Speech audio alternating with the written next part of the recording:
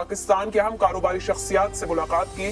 ملاقات میں زیادہ تر معاشی معاملات پر گفتگو ہوئی، سیاسی معاملات بھی زیر بحث آئے۔ ذرائع کا یہ دعویٰ ہے کہ army chief general Asim Munir نے واضح کیا کہ وہ سیاسی معاملات میں مداخلت نہیں کریں گے، سیاسی قیادت اپنے مسائل خود حل کرے۔ ذرائع کے مطابق army chief general Asim Munir نے یہ بھی بتایا کہ عمران خان نے ان سے ملاقات کی خواہش کا اظہار کیا اور پیغام بھجوایا۔ ان کا جواب یہی تھا کہ بطور آرمی چیف ان کا کیا کام ہے کہ وہ سیاستدانوں سے ملاقات کرے۔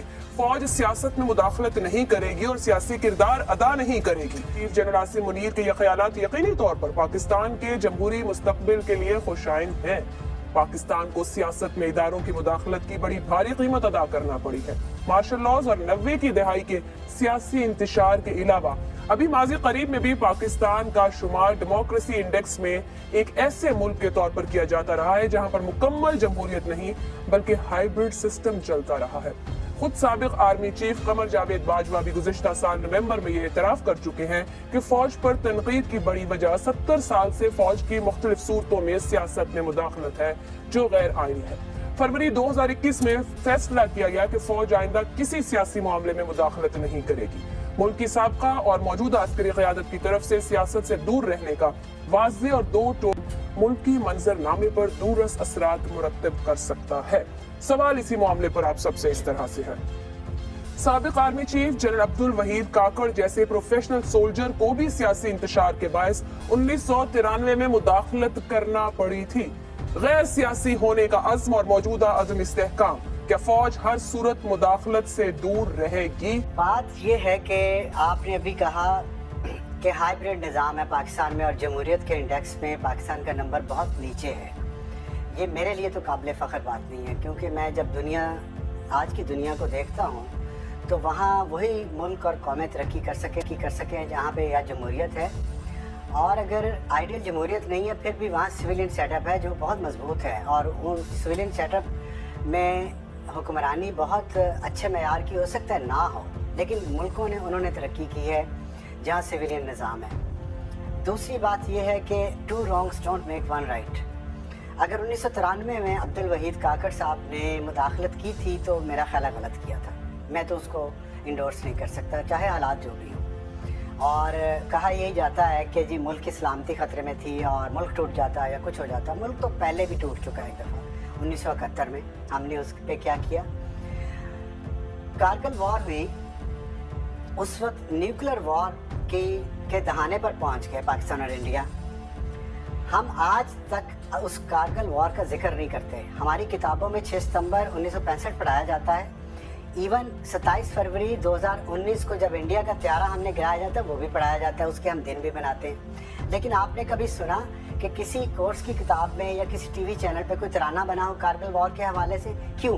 اس لیے کہ وہ انتہائی سنگین بلنڈر تھا اس وقت کی فوجی قیادت کا۔ لیکن نہ ہی پارلیمنٹ کو مداخلت کرنے کی اجازت ملی، نہ ہی عدلیہ کو مداخلت کرنے کی اجازت ملی۔ اتنے بڑے بلنڈر کے بعد جہاں قوم کے اتنے بچے وردی میں شہید ہو گئے، تو اگر میرا پوائنٹ آف ویو یہ ہے کہ آئین میں سب کا کردار دیا گیا ہے، اس کردار کے تحت ہم چلیں گے، چاہے مشکل راستہ ہو چاہے آسان ہو، تو منزل پہ ہم تبھی پہنچیں گے۔ شارٹ کٹ یا شارٹ ٹرم سولوشنز کوئی نہیں ہے، سولوشن لانگ ٹرم ہی ہونا ہے۔ یہ مشکل حالات گھبرا کے اگر ہم آئین شکنی کریں گے تو پھر ہم گھوم کے واپس وہیں پہنچ جائیں گے جہاں سے ہم چلے تھے۔ اور میں اس کی آپ کو مثال دیتا ہوں کہ یہ جو عدم استحکام آپ نے کہا نا کہ عدم استحکام ہے اس وقت، میں مانتا ہوں بہت شدید عدم استحکام ہے، میں نے اپنی زندگی میں ایسا عدم استحکام نہیں دیکھا۔ یہ کس نے پیدا کیا ہے؟ کون ذمہ دار ہے اس کا؟ کیا ہم سب کا اس پہ کنسنسس نہیں ہے؟ ہمارا نہ ہو چلیں، تمام بڑی سیاسی جماعتوں کا اس پہ کنسنسس نہیں ہے کہ اس کے ذمہ دار جنرل باجوہ اور جنرل فیض اور ثاقب نثار ہیں۔ چلے ثاقب نثار اور جنرل فیض کو چلو فرض کریں کچھ جماعتیں نہیں مانتی، جنرل باجوہ پہ تو سب کا کنسنسس ہے نا کہ 6 سال ان کی باجوہ ڈاکٹرائن میں جس میں 5 وزرائے اعظم آئے، اور انہوں نے، اور آج جو ہم دیکھ رہے ہیں اس وجہ سے ہے۔ تو میں یہ سمجھتا ہوں کہ اگر آرمی چیف نے یا آرمی نے مداخلت کرنی ہے تو وہ فوج کے اندر کریں، اور ایسے جو لوگ ہیں جن کی وجہ سے آج ہم جس عدم استحکام کا شکار ہیں ان کے خلاف کارروائی کریں تاکہ آئندہ سے یہ نہ ہو۔